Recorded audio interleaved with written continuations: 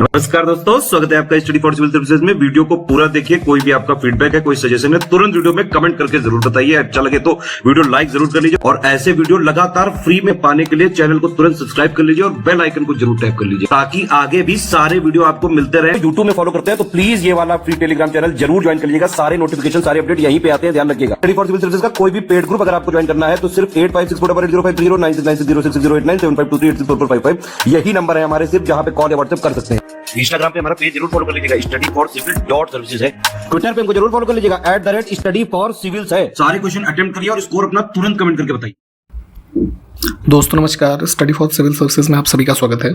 Allahabad high court की upcoming vacancies जो हैं, ये स्टेनो वगैरह हो गया है ना, आरओ, एआरओ, ठीक है, एपीएस, इन सब के लिए ये जो है पेड क्विज हम लोग लगातार देख रहे हैं। इसको कंटिन्यू करते रहेंगे एग्जामिनेशन तक।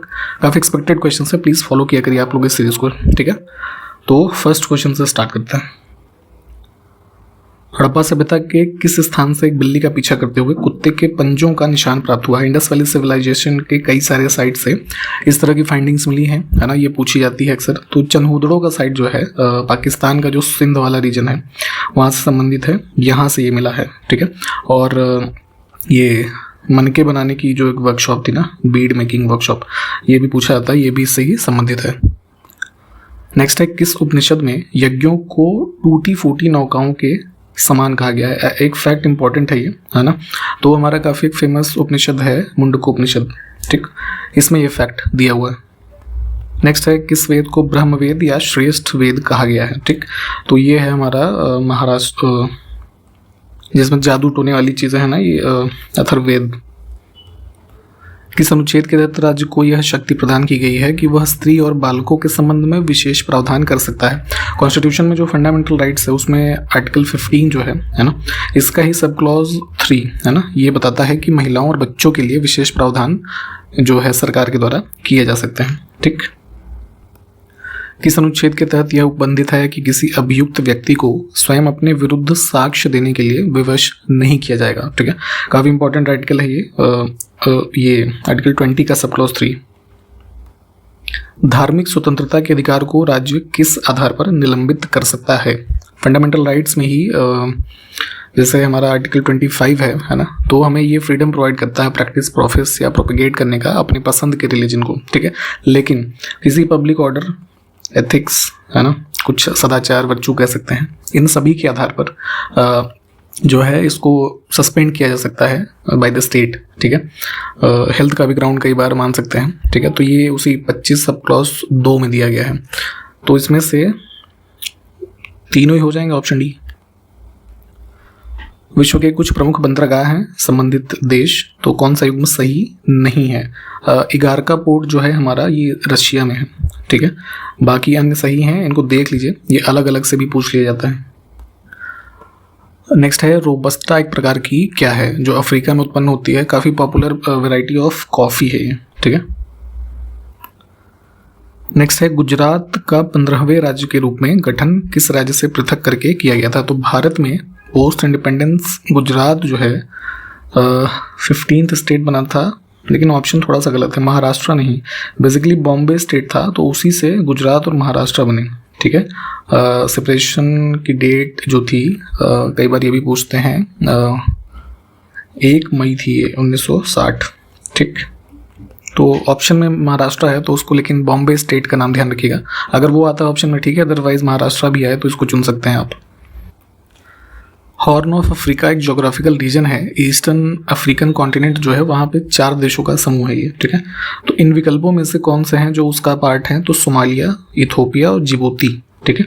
और इसके अलावा एक और इरिट्रिया है, ठीक है। तो ये 4 देशों के नाम ध्यान रखेंगे। इसका एक शॉर्ट ट्रिक भी है, सीड, है ना, इससे आप याद कर लीजिएगा, सोमालिया, इथोपिया, इरिट्रिया, जिबूती। तो एग्जामिनेशन में कई बार ये पूछा जाता है। ज्योग्राफी बेस्ड एक क्वेश्चन और है कि कौन सी जल संयोजी यूरोप को अफ्रीका से अलग करती है? दोनों कॉन्टिनेंट को सेपरेट करता है स्ट्रेट ऑफ जिब्राल्टर, इसको मैप पे लोकेट कीजिएगा, है ना। अटलांटिक ओशन और मेडिटेरियन सी जो है इनको कनेक्ट करने से संबंधित है ये। नेक्स्ट है, किला युक्त नगर तुगलकाबाद का निर्माण किसने करवाया था? दिल्ली के सराउंडिंग में तुगलकाबाद जो है इसका तुगलक डायनेस्टी जो थी उसके दौरान निर्माण हुआ गयासुद्दीन तुगलक के द्वारा। ठीक। महाराष्ट्र जो स्टेट है अभी वर्तमान का, इस रीजन के ऐसे संत कौन हैं जिन्हें भारत का पहला दलित कवि के रूप में जाना जाता है? तो 14th सेंचुरी में ये महार कास्ट से संबंधित थे ये चोखा मेला। ठीक। नेक्स्ट है, निम्नलिखित में से किसको मदद ए माश अनुदान प्रदान किए जाते थे? तो जो है इसमें मुगल डायनेस्टी के शासनकाल में जो संत और विद्वान होते थे तो उनको एक प्रकार का लैंड ग्रांट दिया जाता था। ठीक है, उनके कह सकते हैं लाइवलीहुड के लिए, तो उसी को कहते थे मदद ए माश। ठीक। नेक्स्ट है, कौन सा ब्लॉक पर्वत नहीं है?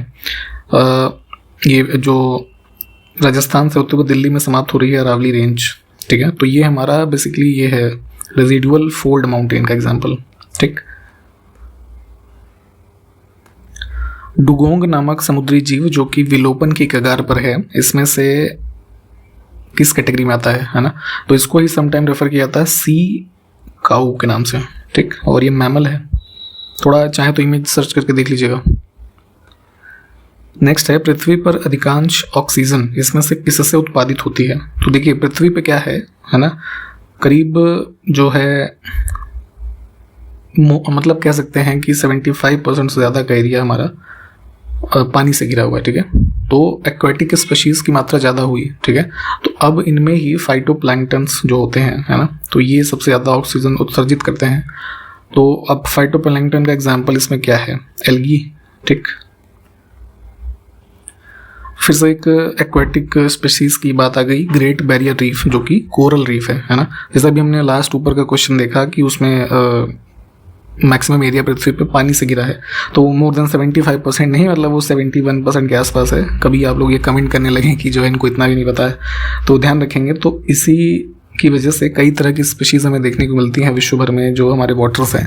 तो उसी में एक है ये कोरल रीफ, तो काफ़ी मतलब जो सबसे प्रसिद्ध और बड़ी कोरल रीफ मतलब पृथ्वी पे अवेलेबल है, ग्रेट बैरियर रीफ, ये है ऑस्ट्रेलिया में। इसको भी मैप पे जरा लोकेट कीजिएगा, कई बार डायरेक्शन पूछ लेते हैं। नेक्स्ट है, सिंधु मैदान तथा गंगा का मैदान का जल विभाजक किस शहर के पास स्थित है? तो वाटर ये डिवाइड है ना, तो बेसिकली इसको हम ऐसे समझ सकते हैं कि एक एलिवेटेड एरिया है जो दोनों ये ड्रेनेज बेसिन्स जो दोनों रिवर्स के हैं अलग अलग, उनको सेपरेट करता है ना, ये अपलिफ्टेड एरिया। तो ये है हमारा ये सिटी ऑफ अम्बाला है ना, जो है हरियाणा में। तो ऑप्शन बी। ठीक है, इसको भी चाहिए तो मैप पे एक बार देखें। इंग्लिश के कुछ क्वेश्चंस को देखेंगे। वर्ड हमारे पास है बेस्ट एक्सप्रेसेस द मीनिंग है ना, यानी कि उसका अर्थ बताना है। तो वर्ड है मैस्टिकेट है ना, तो इसका अर्थ होता है हिंदी में चबाना। तो च्यू का भी तो ये होता है, च्युइंगम से याद रख सकते हैं आप इसे। अब ऑपोजिट मीनिंग बताना है दिए हुए जो है वर्ड का। तो फेरोशियस, फेरोशियस का मतलब होता है काफ़ी भयानक या क्रूर कह सकते हैं। ठीक है, तो इसका विपरीत क्या हो जाएगा? जो सौम्य हो है ना, मृदु हो, तो माइल्ड इसमें से मिल रहा है हमें।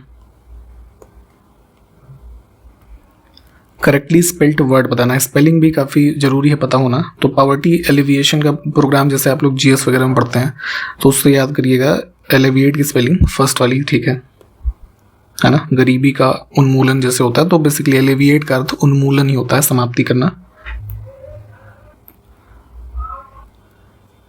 The path to the famous church passes through a forest. Error इसमें जो है सेंटेंस में फाइंड करना था, तो ये जो है ठीक है, नो एरर होगा, ऑप्शन डी यानी कि चौथा भाग। एक ब्लैंक है, इसमें ऑल्टरनेटिव जो बेस्ट हो उसको फिल करना है। सेंटेंस है, legislation was passed to punish brokers who dash their clients fund है ना। ऐसे ब्रोकर जो हैं उनके क्लाइंट्स के फंड्स के अगेंस्ट में क्या ऐसा किया जाएगा, क्योंकि उन्होंने जो है कुछ किया होगा, तभी उसको पनिश करने के लिए लेजिस्लेशन देखिए यहाँ पे पास हो रहा है। तो बेसिकली इसमें ऑप्शंस में देखें तो डिफेलकेट है ना, ये वर्ड जो है इसका मतलब होता है गबन करना। ठीक है, या फिर किसी के दिए हुए धन को है ना एक तरीके से खर्च कर लेना। तो इसीलिए इसको हम फिल करेंगे, ये सूटेबल है इसमें है ना। फिर से alternative, his father was dash the same business है ना, तो उसका पिता भी सेम बिजनेस में एंगेज्ड था है ना, शामिल था। तो फर्स्ट ठीक सही है। एक सेंटेंस है उसमें कोटेड पार्ट है, उसको इम्प्रूव करना है, ठीक है, या फिर अगर कोई इम्प्रूवमेंट नहीं है तो नो इम्प्रूवमेंट को चुनेंगे। तो he started at the bottom rung of the ladder and then gained success, है ना। लैडर यानी सीढ़ी जो है सबसे बॉटम में जो उसका है, तो वहाँ से उसने शुरुआत की, कुछ ऐसा अर्थ निकल रहा है। तो बेसिकली क्या है, ये bottom rung of the ladder एक हमारा फ्रेज है ना। तो इसका अर्थ होता है कि द लोवेस्ट या फिर most junior position in a hierarchy, ठीक है। तो उसने सबसे नीचे से स्टार्ट किया और सक्सेस पाई, है ना, सबसे ऊपर तक गया, इस तरीके से भाव बन रहा है। तो गलत इसमें कुछ भी नहीं है, ये बिल्कुल ठीक फ्रेज यूज किया गया है सेंटेंस में। कोटेड पार्ट को इम्प्रूव कैसे कर सकते हैं, द जज gave the verdict against the government, है ना। तो जज ने सरकार के खिलाफ, है ना, जो है उसका जो जजमेंट है, वर्डिक्ट मतलब जो रिजल्ट होता है ना किसी केस का, उसके लिए ये वर्ड यूज करते हैं। तो यहाँ पे गेव नहीं है, बेसिकली ये प्रोनाउंस्ड यूज करेंगे, ठीक। फिर से कोटेड पार्ट को इम्प्रूव करना है सेंटेंस में। His illness means he must resign his chairmanship impromptu.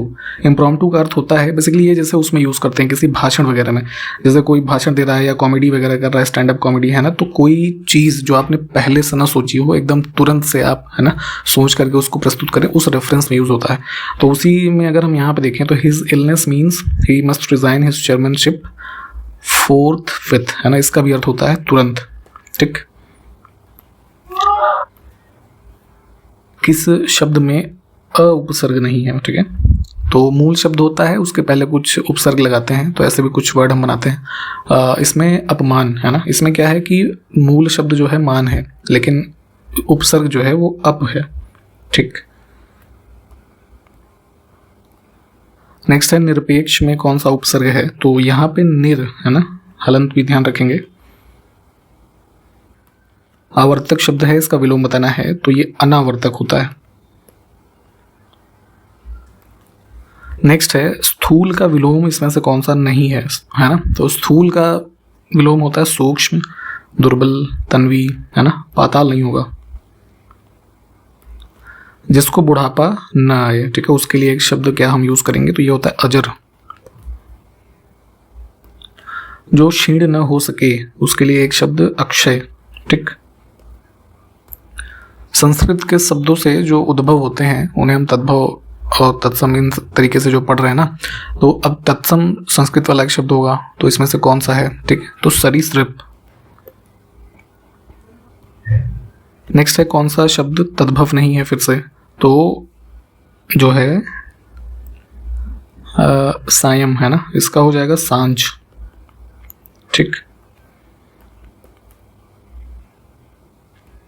Next है सौदामिनी का पर्यायवाची शब्द है, इसमें से कौन सा, तो सौदामिनी चंचला, विद्युत, है ना, दामिनी चपला, क्षण प्रभा, है ना, घन प्रिया, ये सब समानार्थी हैं, ऑप्शन सी। नेक्स्ट है केतु शब्द का पर्यायवाची हमें बताना है, तो ये ध्वज इसमें हो जाएगा। इसके अलावा झंडा कह सकते हैं, है ना, पताका, ध्वजा, ध्वज हो गया, निशान, ये इंपॉर्टेंट वर्ड होता है, ठीक, सारे होंगे ये। करंट अफेयर्स के कुछ क्वेश्चंस को देखेंगे। हाल ही में खुबानी खिलना एप्रिकॉट ब्लॉसम फेस्टिवल 2024 कहाँ पर आयोजित हुआ, तो एप्रिकॉट एक प्रकार का ड्राई फ्रूट होता है, ठीक है। तो ठंडे जो जगह है ना, जैसे ये जम्मू कश्मीर, लद्दाख, ये सब, यहाँ पे इसका उत्पादन होता है। तो लद्दाख में ही अप्रैल 2024 में आयोजित हुआ था ये। अप्रैल 2024 में chief of defence staff general Anil Chauhan, ठीक है, इनकी अध्यक्षता में संयुक्तता एवं एकीकरण पर प्रथम त्रिसेवा सम्मेलन, जो आर्मी, नेवी और एयरफोर्स हैं, तो ट्राई सर्विसेज का सम्मेलन जिसका नाम दिया गया परिवर्तन चिंतन, तो ये आयोजित हुआ था न्यू दिल्ली में। अप्रैल 2024 में पीटर पेलेग्रिनी, इन्होंने किस देश का राष्ट्रपति चुनाव जीता था, तो ये जो है प्रेसिडेंट हैं अभी स्लोवाकिया के, तो उसी से संबंधित है, ऑप्शन फर्स्ट। हाल ही में प्रकाशित पुस्तक प्लानिंग फॉर इंडियाज अर्बनाइजेशन किसके द्वारा लिखी गई है।